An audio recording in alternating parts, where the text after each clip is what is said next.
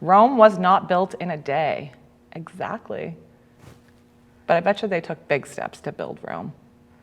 Well, it's kind of interesting how I mean, like, Rome is something very complex, Right. And I've never been there, so. it's very, I mean, like, well, it's building a whole society. So, Yeah. and then even just everything that goes into that, it's hard to imagine like how difficult it was to get to that point. And when they say Rome wasn't built in a day, they're not just talking about like the achievement of the level of society that they had created, but it was this culmination of all these steps over time Okay. that led to that. Yeah. Right? Yeah. So just think about even around this area.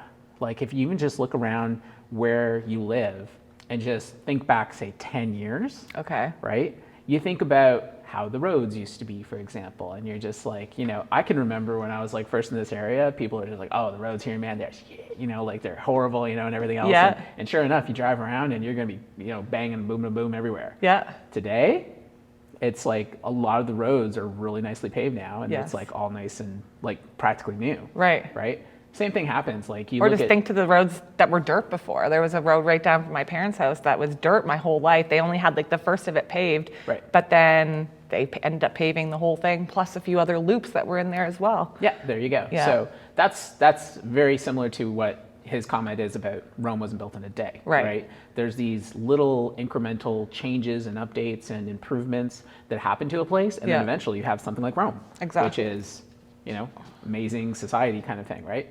Until it, of course, crumbled, right? So Into a million pieces. everything has its own life cycle. So, Yeah. so Rome also had its own. But as far as that's concerned, though, it was the perseverance of the continual incremental improvements that led to a greater society. And the same thing happens with us personally, right? It's those small incremental changes that lead to big results.